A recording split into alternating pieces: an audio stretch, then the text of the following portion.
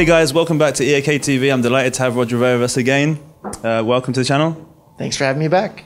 I believe it's your first time here in Greece. How are you finding the event so far, Decentralized 2018? There was hardly enough room to stand. There was like shoulder to shoulder down there and no seats in the conference room. So I'm guessing the event was bigger than the organizers even expected. Yeah. So I understand you'll be delivering a keynote tomorrow. Can you tell us a bit more about what you'll be discussing? Yeah, tomorrow morning I'll be talking about how economic freedom is what makes the entire world improve, and cryptocurrencies are the best tools we have to bring more economic freedom to the entire world. So since we last spoke, I saw some articles that you were considering Bitcoin.com actually launching an exchange. Is there a timeline in place for that, and what progress has been made? Yeah, I'm always kind of shocked. Like some things that I think are going to be really big news and everyone's going to be so excited about it, and then we put it on the website or I put it on my Twitter and like nobody cares. And then other times, like I'll have a tweet like lined up. I think, oh, I don't even know if this is good enough to tweet at all, and I'm just right on the edge. Or we have some other thing that like I don't think is news at all, and people go crazy about it. Like, and that's what's going on with this news that we're planning to launch an exchange. Like, of course we're planning to launch an exchange. From day one, we've planned to launch an exchange. We're Bitcoin.com. Of course we'll have that. It's just a question of how soon we'll get around to it. And I kind of mentioned it in passing to a reporter at the Delta Summit. And now it's all over the world. Bitcoin.com is going to launch an exchange, and to me that doesn't seem like news at all. Of course we're going to. We just need to get all the pieces of the puzzle together to do that. Mm-hmm. Okay, so there's no like definitive timeline. Next Tuesday at 4 p.m. Okay, cool. So obviously last night the market crashed by around 25 billion or so. What do you think the reasons are for that, and do you think the hard fork had anything to do with it? So another comment that I made in passing one time that I didn't think was that exciting or interesting, but the media went crazy for a few years back, was I said that the price is the least interesting thing about Bitcoin.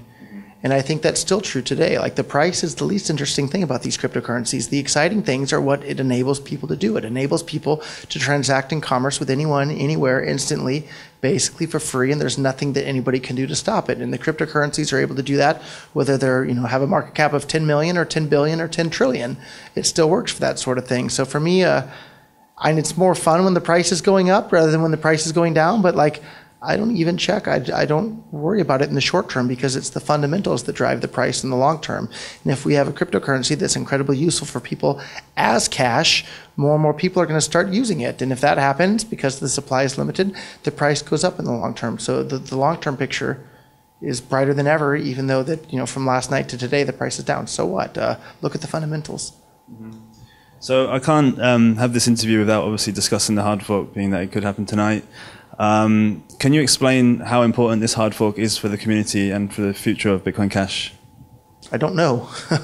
It's certainly important. Lots of really, really good things could come out of it, or some really bad things could come out of it, not just for Bitcoin Cash, but for BTC as well. It could be a disaster for both chains, or it could be wonderful for both chains.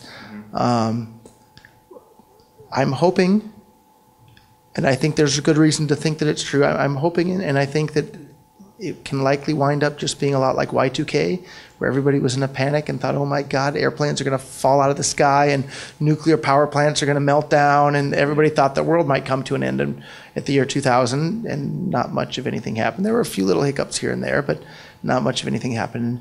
And I suspect, and I hope that that'll be the case tonight, but maybe I'll be way off base. Maybe I'll be proven to be exactly right with that semi-educated guess. We'll find out tomorrow. Yeah. So obviously Bitcoin Cash, is due to fork like twice a year, right? Why is it that this fork has been so antagonistic? There's a group of people that don't like the roadmap that was for this particular fork, whereas it's had lots of forks already. Other coins have had tons of hard forks, and as long as they're not contentious, they're fantastic. But in this particular case, we had a group of people come in and make it very, very contentious. So at the end of the day, we'll find out in I think about 9 hours or so from when we're recording this. Yeah. So I understand you're favoring, or so far, like the ABC side of the fork. What are the main reasons for that? If it wasn't for ABC, Bitcoin Cash wouldn't have existed. It was the ABC team that allowed Bitcoin to continue in the form of Bitcoin Cash. They laid out their roadmap very clearly to the world with a plan that seems like a very reasonable plan for Bitcoin to scale to be cash for the entire world. And from the other side, they have a very, very similar plan, but I don't think they have the right finesse and I don't know.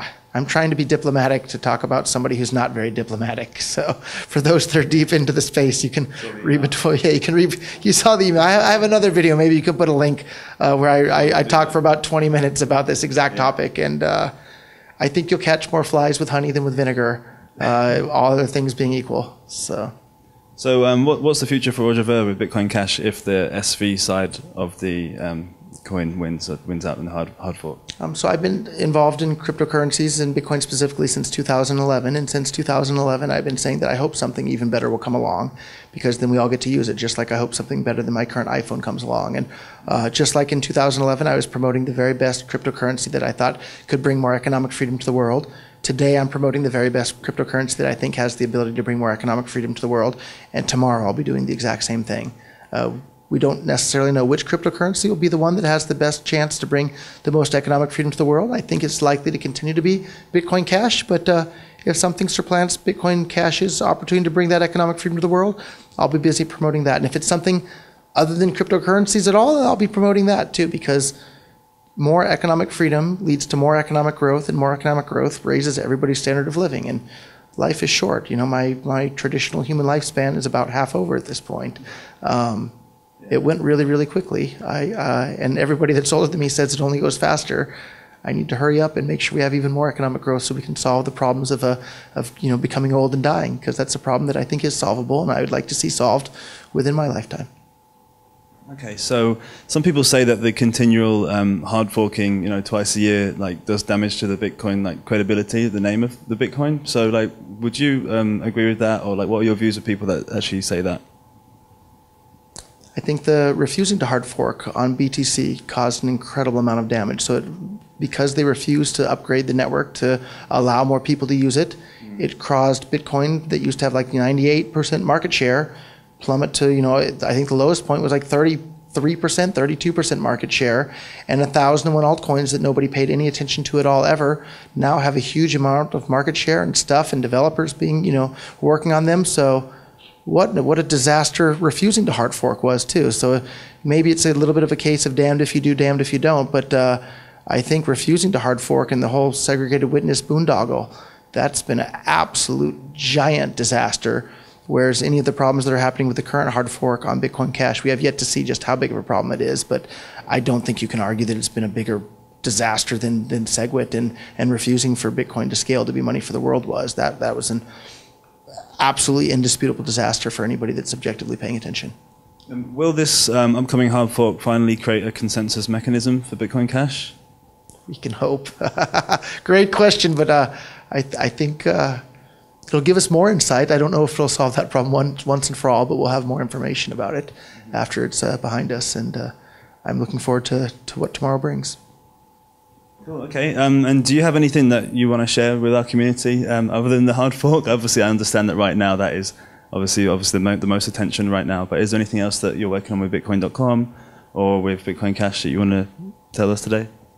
On a totally unrelated topic, read more books. When you read books of you're sitting down with the greatest minds in human history, and it's like having a one-on-one tutoring session with these people. So pick up a book by Murray Rothbard or Ludwig von Mises or Adam Smith or Henry Hazlitt or whoever you think is somebody that's interesting and who has ideas you would like to learn more about. And you'll see the world more clearly, and you'll have a better understanding of the world around you. And by having a better understanding of the world around you, you'll have a better idea or plan as to what actions you should take today in order to achieve your goals for tomorrow. So read more books and you'll understand the world better. Do you have any plans to release a book yourself?